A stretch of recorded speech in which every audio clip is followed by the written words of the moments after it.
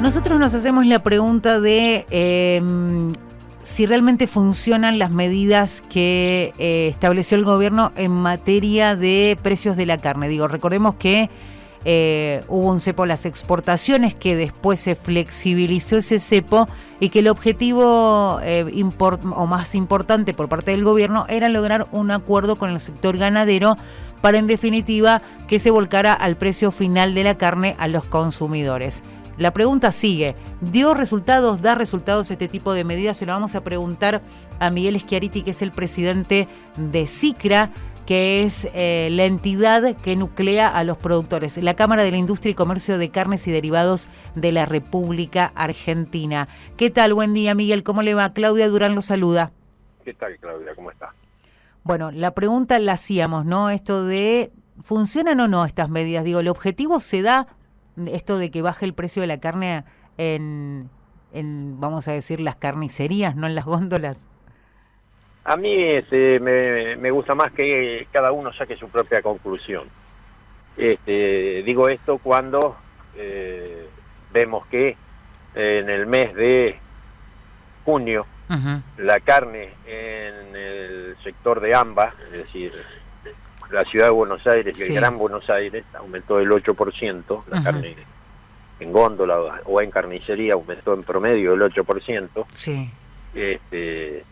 Y lo que se destruyó realmente es el precio de la vaca con destino a China, que cayó alrededor del 20%. Entonces, acá hay varios perjudicados con esta medida que toma el gobierno, desconociendo cómo funciona el sector y sin creer todos los argumentos que se le han puesto sobre la mesa desde el principio de por qué aumenta el precio de la carne. Y esto nos muestra que los primeros perjudicados son los trabajadores de la industria frigorífica, y esta medida ya afectó entre 8 y 10 mil trabajadores, que están cobrando entre el 30 y el 40% menos de lo que cobraban antes de esta medida. Y el resultado está muy claro. Se cae el precio de la hacienda en pie, de algunos renglones de la hacienda en pie, es decir, la vaca china básicamente, en realidad cayeron todas las vacas, pero la vaca china es la que más precio perdió, y el consumo liviano, novillitos y vaquillonas aumentaron de manera leve, 2-3% en el mes de junio. Esto pone de manifiesto que la medida a mi juicio, no es útil, que lo único que hace es generarle pérdidas a los trabajadores, generarle pérdidas a la industria y generarle pérdidas básicamente a los productores de cría, que es el primer eslabón de la cadena. Miguel, usted hacía referencia a que hay muchos trabajadores del sector y que en definitiva son los que pagan las consecuencias, que hoy están recibiendo un sueldo menor al habitual. ¿Qué va a pasar con esos trabajadores? Digo, pensando que tal vez las medidas siguen siendo la misma, el gobierno insiste con el tema precios, que es la gran preocupación, y en el medio se toman medidas que ustedes y desde distintos sectores también, incluso los economistas, dicen son erradas. ¿Qué va a pasar con esos trabajadores?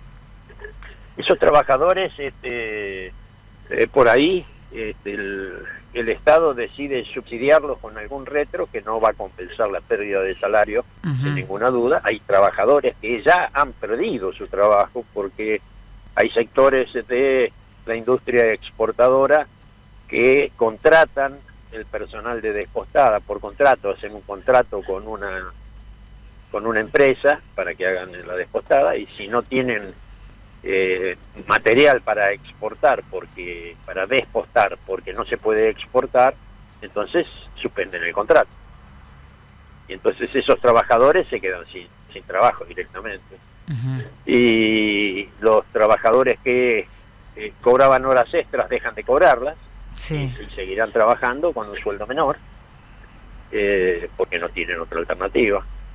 Y una de las cosas que no comenté, usted dijo que había un intento de acuerdo con el Sí. sector. Este gobierno no acuerda con nadie, este gobierno toma decisiones sin consultarlas, este gobierno está conversando con los sectores y decide suspender las exportaciones. Es decir, es un gobierno en el cual no se puede confiar porque ni aún intentando el diálogo y hablando, preanuncian una medida.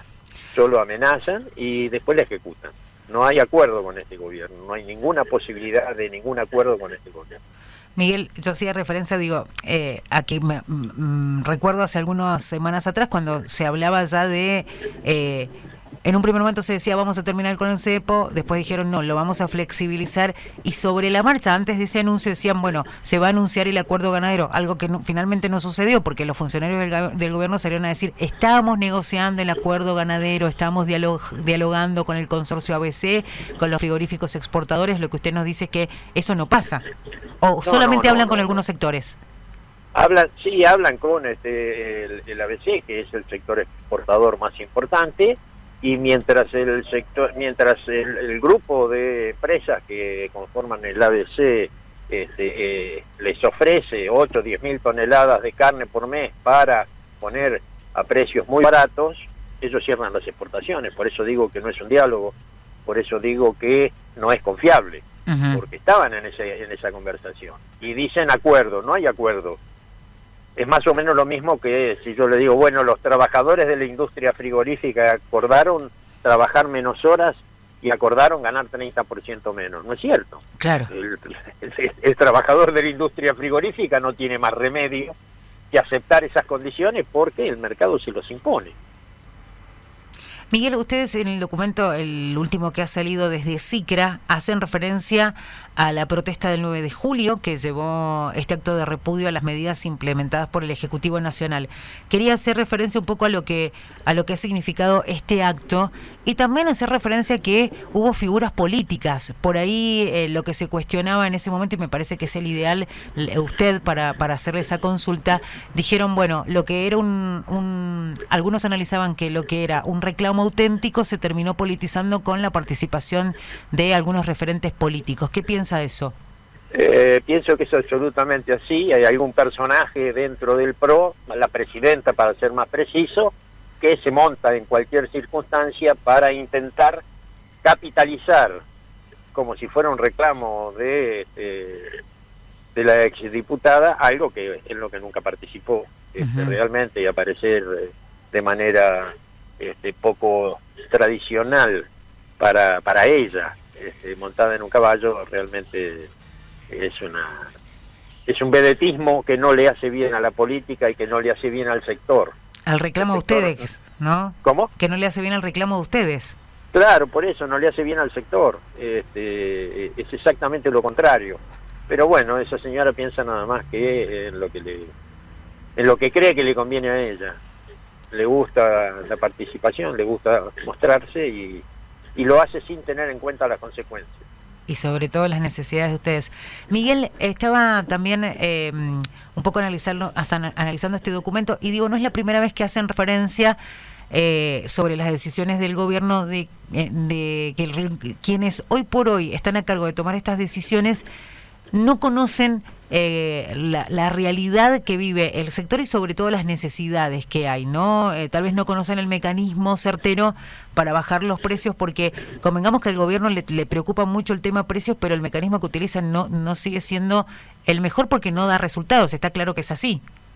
Lo que pasa es que el gobierno no tiene ni la honestidad política de poder hacerse cargo de la responsabilidad que tiene en el aumento de precios. La emisión monetaria de estos últimos 17 meses ha sido realmente muy fuerte y ha generado todas las expectativas inflacionarias que tenemos todos los argentinos. Todos sabemos que el 38% de aumento del año pasado ha sido mentiroso. Cuando digo ha sido mentiroso, digo con un país encerrado en sus casas, con las actividades,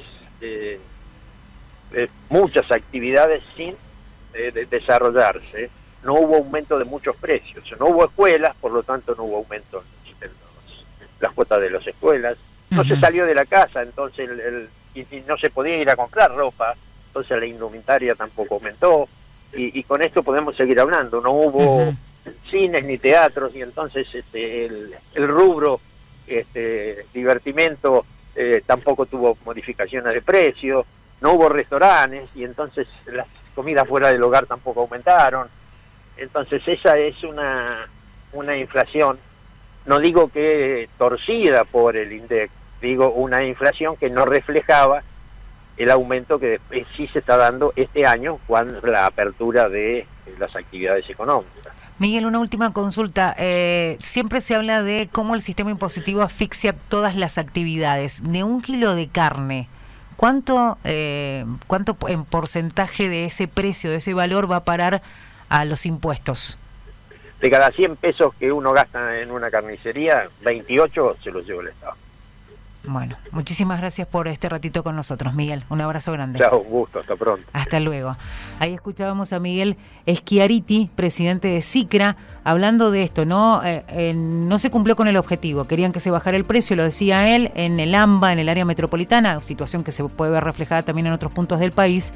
En vez de bajar, aumentó la carne, y lo que decía él, de cada 100 pesos que se gastan en una carnicería, 28 pesos van a parar a los impuestos.